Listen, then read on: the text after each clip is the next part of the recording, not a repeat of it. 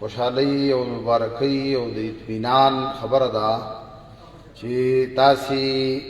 په دې جامع مسجد کې ټول قرآن مجید په ترجمه او تفسیر باندې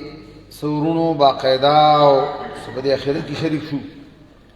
او دا یو ډېر لوی سعادت دی چې د الله کلام په لفظي ترجمه او بیا د هغې تفسیر او تشریح او شاهد نزول او د هغې باره کې هغه متعلقه تفاسیر په رڼا کې په هغې مسلمانان پوهه کول نو دا بس دنیا آباد هم د دې لپاره ده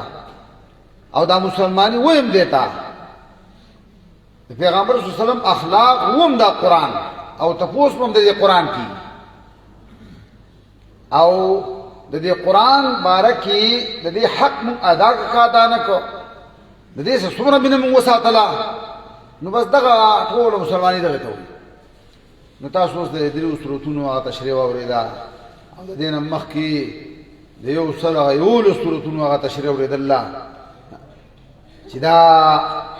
خوش قسمت هغه مسلمانان نارینه او زنانه دي چې دا اورېدلي په تراو کې وینا ځان له ثواب دی لیکن دا باقاعده په دې ځان پوهه کول او په دې بیا غور کول تدبر کول د دې نه رهنمایي او هدایت حاصلول دغه د مسلمان د ژوند مقصد دی ته پیدا کړی الله د دې لپاره اوس دا موږ څومره کړله نو زه معافي غواړم چې مونږ داسې خبره غواړو چې کله دا مولوي صاحب خبره وکړي چې کله زمونږ زړه ته پرېوځو نو چې ورته سر وخوځو چې دا خبره یې ښه وکړه او چې کله داسې خبره وکړو چې هغه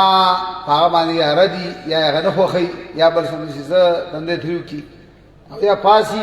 او یا ورته چې درغ ښکاره شي او چې مړه خو مولوي صاحب بله خبره نه زده کړه او دا کړی دی کې پکې څه غرض دی نه ته په داسې وخت دی چې کومه خبره تا پتا بده لګي یو ځل ما ته یو مشر وویل دا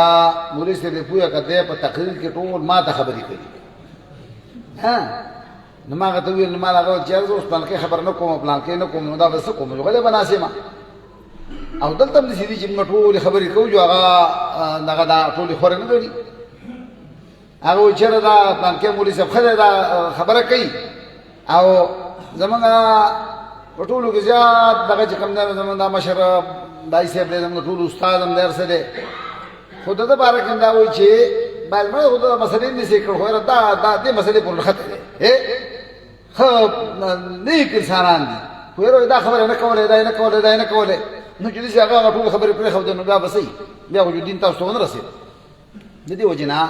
دا کوشش به کوئ چې دا مولوي صاحب کوم ښه ګڼو که بده ګڼو چې دا راته دا ټولې خبرې وکړي او موږ خپله غلطي او کمزوري معلومه کړو بیا به د الله نه دعا غواړو چې الله دا کمزوري نه لرې کړي الله دې زموږ ستاسو دا کمزوري لرې کړي دا خو ډېرې کمزوري څه به مونږ کې څه به تاسو کې دې لرې کولو کوشش به کوو نو دې دپاره مونږ دا درسونه او دا وعظونه او نصیحتونه دا اجتماعات او دا دغه دا پروګرامات کې نو چې داسې خبره به کې نه کوو نو عزتمندو مختصر انداز باندې خو ما به یو سوچ کاوه چې زموږ والد صاحب د الله په خوب خي هغه د سهار مانځه کې یا د اختر مانځه کې به د دې مانځه خبره کوله نو خبرې هنور هم دې مانځه دا خبره ولې کوي نو دا مقصد دا و چې داسې خلک به د روژه په دې اختر کې موږ وینو یا په د روژه کې وینو چې بل وخت کې نه وي نو که دې ته دا مانځه خبره ونه کړي نو دا په کوم وخت کې به ورته کوي هغه خو موږ نه راځي نه موږ چې پورته ځو او موقع نه میلاوېږي نو ځکه د مانځه خبره وکړه نو زر د مانځه په دې خبره باره کې لنډه خبره دا واورئ چې په دې خبره باندې ګورې ځان پوهه کول پکار دي چې د مونځ نه بغیر مسلماني نشته من ترک صلات متعمدا فقط کفر چې مونځ یې فقط پرې خودن کافر شو څه کوي چې دا شان یې اوس کافر دی الفرق بیننا و بینهم الصلات ومن ترکها فقط کفر زمونږ او د کافر منځ کې فرق مونځ دی چې مونځ یې پرې خودن کافر شو او اول ما يحاسب بالعبد يوم القيامه الصلاه اول حساب د مانځ کېږي نو کڅوک فمن افلح وانجح منذ پرشن وسره کامیاب شو هو ومن نقصت صلاته نو فقط خاب وخسر چې منذ کمزور شو نو بس دا تباہ برباد دی نو چې اول حساب د لار نو داسه شو او د موږ پر خدای دومره جرم دی چې موسی علیه السلام یو خضر راغلو چې ما نه زنا شو دا او بچه پیدا شو موجله زما لپاره دغه شته دا توبه هغه دومره لوی ګناه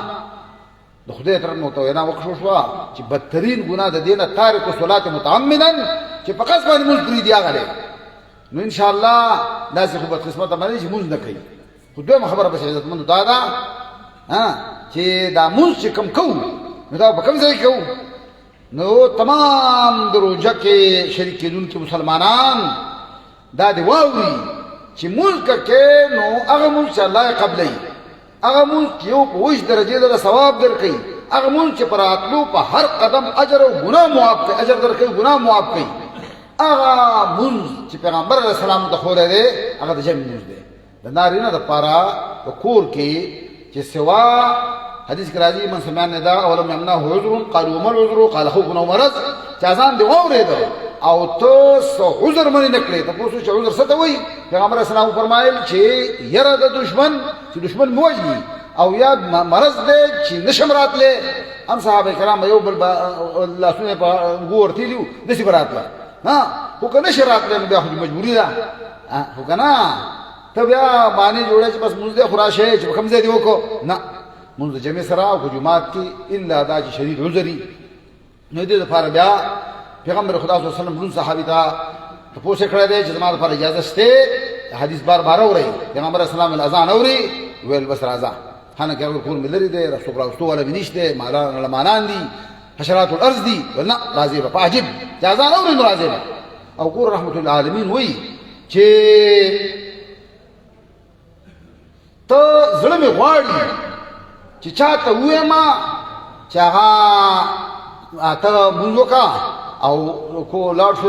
ځوانان ځان بوزم او د هغه چې مازه نه حاضر شوی چې دا کور ور لګړه کما نو رحمت العالمین دومره غوسې اظهار کوي دې مطلب دا دی چې دا کار ډېر خطرناک جرم دی د دغه جرم نه دی الله موږ تاسو وساتي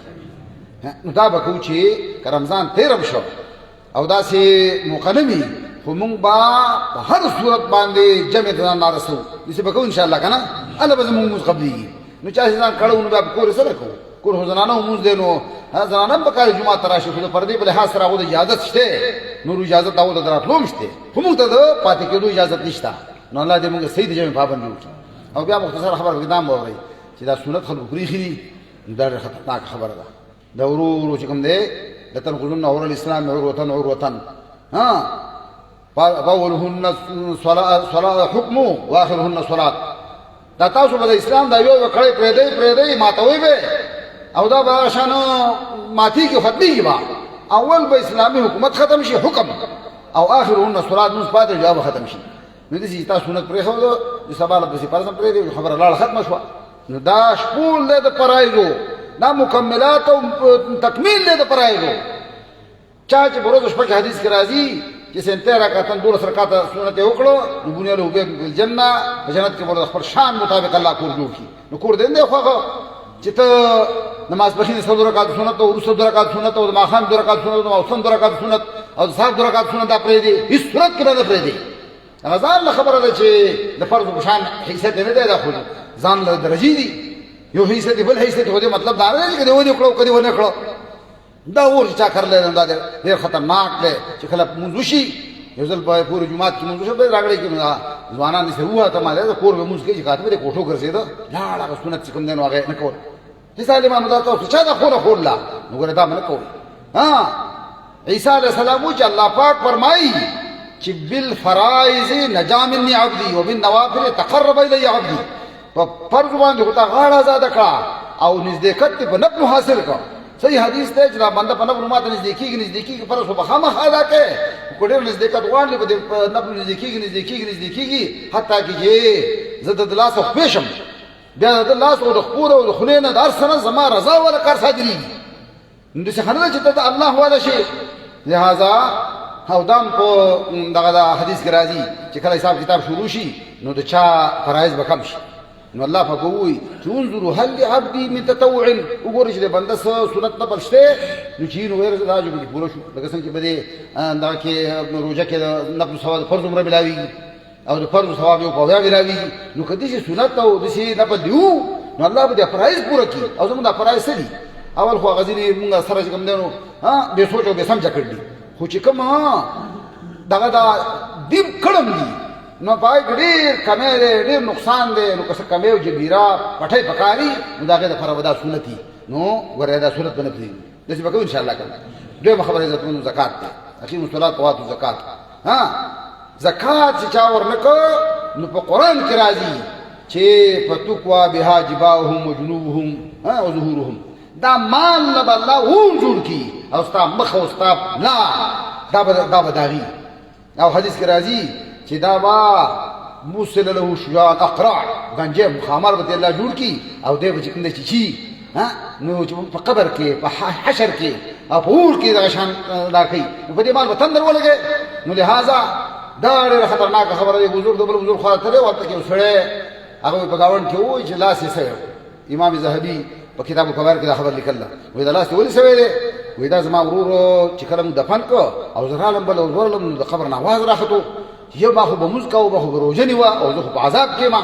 نو داسې هیبتناک اواز راته چې زما زړه وار ونه کړو ما دا قبر دا ښکاره کړو خاورې مې ته واړولې تخته مې لرې کړه چې کاتون زما د ورور د مرۍ کې د اور یو دغه هار چې بلیږي زړه مې وار ونه کړو بس شي مې دا اور را ایسته کړه نو لاس مې وسو هغه اور چېرته مړ کېده خو دا الله بل کړی و نو دا ولې چې ده په زکات کې سستي کوله نو لهذا د ورې د زکات په سستۍ نه به چې کوم د ځان ساتئ الله دې موږ داسې وساتي دې نه علاوه د المال الحق سوى الزکات په مال کې زکات نه علاوه حق دی خو بیا دم په حدیث کې راځي او ذل المؤمن يوم القيامه صدقته قیامت کې خپل سایه غواړي نو صدقه ده تسد 70 بابا من الشر او یو دروازې د شر چې باندې نو دا صدقه ده هغه خو وکه خو هغه خو فرض نه دي کړی ورکړه نو هغه باندې فرض نه ده اخو د خپل نجات لپاره به کوشش وکړي چې وخت دې وکه به نو کګورو د غریبانو او جزانو مدارسو جماعتونو چې څو وستې راځي به کې خو ګورې زکات چې نه پاتې نشي دا ګورې مال خوري او دا به تباه کول کوي نو د دې زکات دا خیال وساتو او څلورم عزتمندو خبره ده دې دغه روژې ده نو دا روژه چې کوم ده یو ډانچه ده هسې یو باډي ده او باډي دا ده چې الامساک والاکل والشرب والجماع مع النیة من طلوع الفجر الى غروب الشمس دا خو بس سار نه ظاهري ډانچه جوړ کړ چې سار دې روژه ونیوه او خوراک څښاک او حلال تعلق دې بند کړو او بیا دې ماښام ماته کړه نو که داسې ډانچه نو دا خو غایب نیوی شي او څاروی هم نیوی شي خو د دې یو روح دی هغه روح دا دی چې ولې زما الله دې حلال نه منې کوي په ما کې هغه د تقوا صفت چې ان يطاع فلا يعصى ويذكر فلا ينسى ويشكر فلا يكفر همیشه به د الله خبره هره منې او نافرمانی ونه کې همیشه به الله یادې یری به نه همیشه به د الله شکر ادا کې ناشکري به نه کې همیشه مسلمان لا تموتن الا وانتم مسلمون یا ایها الذین آمنوا اتقوا الله حق تقاته یا ایها الذین آمنوا ادخلوا فی السلم کافة یا ایها الذین آمنوا آمنوا دا ټول غټ دغه عمل چې دا ذکر دی دا ذکر هر عبادت ته اوچت دی د منځ روژې حج زکات جهاد ولذکر الله اکبر ولې چې دا مونځ کې د خدای ذکر نه وي اقیم الصلاة لذکري نو دا مونځ هم مونځ نه دی فویل للمصلین دا هغه مونځ دی چې په دې کې دا الله د یاد دپاره او دا ذکر داسې عمل دی چې کله به ته یو عمل نم کې خو دا خالي وخت ستا دی دې کې به خطرناک سوچونه فکرونه سازشونه منه کې په دې کې به د الله ذکر کې نو بعضې خلک بر زمان تسبیح در دلگاه و خر این چنین تسبیح که دارد اثر نو بس یو دغه تسبیح دغه چې ټک ټک ته کېره او دغه دا نو ځکه سره روانو دغه یو چې تاسو زور ور کړو او د قرآن درس واګه ته راغله نو مؤسسه ودار دي دغه علاقه مشر دی خدا درسونه کار نه کوي او تاسو ټک ټک شی دا کړی پیدا کړی دی اسی ورزش کوي ذکر نو خبره راځي دې کوي دا کنه خو د ذکر څه ته وایي چې ستا لاس دس بکار او دل بیار ته که په مجلس کې ناسې خو خلوت کې دا الله ستا راځي ستا په ژبه باندې الله یادي او ستا زړه الله ته متوجي او ستا لاس هغه کار کوي چې کوم ټول پکار دي نه چې لاس دې بل څه کوي خپه دې بل څه کوي شرنګا دې بل څه کوي او دغه سترګې دې بل څه کوي وخت دې بل څه کوي الله الله الله الله الله الله دا الله ولا دې شي دغه ذکر ورزش ویل کیږي خدای د الله یاد ورذکر الله اکبر اقمی صلات ذکری دا ذکر ویل کیږي هاذا ذکر زکاټه باندې چې په دې عمل کې د ذکر نه بغیر کار نه کیږي او عمل نن کې جو ذکر کو جوان دی ته عبادت کې سوچ دې صحیح دی فکر دې صحیح دی ها ستا منصوبه صحیح ده ستا اراده صحیح دي ستا نیت صحیح دی دې خیال وساتي عزتمندو نو دا روجا دا ډالچا خدا خو کده روجي روح هم قران کړ نو حدیث کې کم من صائم ليس له من صيامه الا الظما ډیر روزدار تبصری په تند ملاوشي ها کم من قائم ليس له من قيام الا السحر ډیر په ختمو ګولار د پندو پارسو وو شوګیره به ملاوشي ټکه ثواب نه کیږي من مې دا قول زوري والعمل به چا چې دروغ او دوکا او دو نمبري پر نه خدا نو فلس الله حاج نه دا طعامه وشرابه الله ته حاجت نشته چې د خوراک اسکا خوري دي نو سره روزه نیوي شي نو دا روزه نیول دا د دې مقصد لپاره چې 2930 دن ورځو کې الله موږ تاسو له کوم دی نو هغه دا ټریننګ راکې چې ګوره د حلال خوراک نه ځکه منی شوی چې روزه تیر شي د حرام خوراک حرام اسکا حرام قتل حرام لیدلو حرام نیولو حرام سوچ کولو دې نه به کوم نه ځان ساتي دا عزت مندو دا دغه دینی فریضه ده نو کدا مونږ کړه چې روزه مونږ دیو کدا مونږ کړه نو بیا روزه ونی ځکه لا تكون رمضانيه رمضان مسلمان مونږ جوړيږي چې رمضان ختم شو راځي یو وسه جمع پرې خو ده شو تلاوت د قران بن شو درسونه د مرزا او بس لاړ بیا بل رمضان کې وګورو نو بل رمضان بیا راځي بن راځي او لاړه بل کل ربانيه تبع الله ولا مسلمان جوړيږي هر به کوم دی نو کامیابی نو الله دې زموږ استادو مونږ روزه او دا زکات او د روزي روح کوم باندې ونی وکي او مونږ د الله رمضان نه رباني مسلمان جوړي او اخري بنیادی خبره چې عزت تاسو کوم نو غیر توحید ده د توحید ډېر څنګه دي او ډېر دغه دا لړمون دي او ډېر پکې دغه دي دا کوسی دي او ډېر خافونه دي او چې په کوم طرف زی په دې کتابونو لیکل شوی دي په سونو زرګونو سره حیران شي خدای پاک په کوم طرف لاړ شو نو کټه خبره ول توحید دا ده چې اوس ګوره یو آفت راوته د الحاد او دا باسونه کیږي بس جوانانو کې او په دې تعلیمي ادارو کې استادانو لګنه متاثر دي و چې راکه د خدای پښته وکړیشتا او خدا خبره کو ځکه چې ته روس دی د چین دی او ته کوم دی نو دغه دا امریکا دا او دا نور هغه دا ټول نه خدای نه مني څنګه دا موږ منو او دا خدای خیال دی دا خدای سي دی دا سي هغه دا هغه خدای پاک کو یعلمون ظاهر من الحیات الدنیا وهم الاخر غافلون اسی بظاهر په دنیا دی او د اخرت د غافل دی داغو دغه دا لا تجبن اغفلنا خل داغو زړه غافل دی هغه د اخرت نه دغه د اخرت یې کړی دی نو اول خدا خبره ده دومره خمخلان دي دا څوک چې خدای نشته وای دا دنیا دې پیدا شو او وای ناصاف یو دماکه یو چاودکا یو پلاستر یو بلا کوشو او ناصاف یو دنیا رااله څنګه دنیا چې باندې سم کو دي اسمان دي غرونه سندونه او دي هر څه نو دې مثال ده د شیشو یو بوجه چې راورته وزر زته پېجونه او پیاله او پیسې دار جوړ شو تیار شو یا د وخت یو سټ راورته او د دې سیسانان جوړي یو دا قمقل خبرم څوک مني دومره بي خوفان دي دا قرآن وی چې دا ټیک دا دې چې چاوده کښو دا او د ماکه کښو دا خدا کان تارقن فتقناهما دا بلاس او دا دماکه د بیگ بینګ دا ما کړی دا ارث یو او دا ما جدا کړ او ډیر په حکمیانه انداز باندې تقدیر العزیز العلیم لا الشمس ينبغي لها ان تدرك القمر ولا الليل سابق النهار زما دا ټول کائنات چې کوم روان دي په دې کې فرض البصر هل تراب البطور بار وته وګوره چوک سو دران پکې کوم کته شي ستاغه رڼا او ستاغه بجلی او ستاغه څونه نشته او سبا نشته او په دې کې څه چوک راوسته شي ځکه چې ذالک تقدیر العزیز العلیم دا الله منصوبه ده او د الله منصوبه کې سره شرایسته لدی وجنا دا بموي جعفر صادق په وخت کې دهری ویل مناظره کوله اج امام جعفر صادق ته ویل چې سفر کړی په دریاب کې چې سخت زمانه راغلی او ارس ير راغلی بیا ټول مدونه ختم شو یو امیدي هغه یو سفر وکړی ما یو سفر کاوه کشته چې کوم دنو حج کولې خړې وغران ډوب شو بیا تخته وا ما تخته باندې زوم ما تخته مران ډوب شو نو بس بیا دا د شي پاتې شو هو بهر حال دا ساحل ته چې کوم دیرو لاس خو وهلو غاړه ته راورسید نو هغه ورته رښتیا وایه چې دا ټول امیدونه ختم شو او دا تخته مې لاړه نو امید ستا و که نه چې زه به بچ شم یا به ما څوک بچ کړي ویل پسې امید خو ویل دقه امید دې ستا د چا ته و نو دقه الله دی ها خو ته یې ویې نه او دا امید د الله دی نو هغه بیا واقعي خبره ومنله او ایمان یې راوړ تفسیر کبیر کې راځي چې دغه دا دهریان په دغه پسې تور راوړی په موسی دغه پسې امام حنیفه صاحب پسې چې وجنو دي هغه ورته وویل چې تاسو له تپوس کوم مختلف روایت دي تفسیر کبیر په یو انداز لیکل ده وایي چې تاسو دا منئ چې یو کشته یو بیړۍ چې کوم دی نو په خپله تیاره شو ده پوریوځي را پوریوځي او ډکېږي او تشېږي هېڅ یو ملاح او مانکی و هغه رشته نو هغه ویل چې نه نه یو آخر خو دا رشیم نه دی وی د خدای بندیانو چې یو بیړۍ او کشته تاسو دا نه منئ نو دا لوی عظیم شانه بیړۍ چې د ځمکې اسمانونو د کائنات روان دي او په یو خاص انداز باندې روان دي او په دې کې چوکس نه دي دا بغیر دغه نه روان دي نو واقعیا و خبره ومنله او هغه هم لیکلي چې هغه بیا ایمان راوړ او دښمني پرېښوده نه یو باندې چې نه چا تپوس وکړو ویل د خدای په وجود باندې چې کوم دی نو څه دلیل د څه شته هغه ورته وویل افسوس زه خو چې ګورم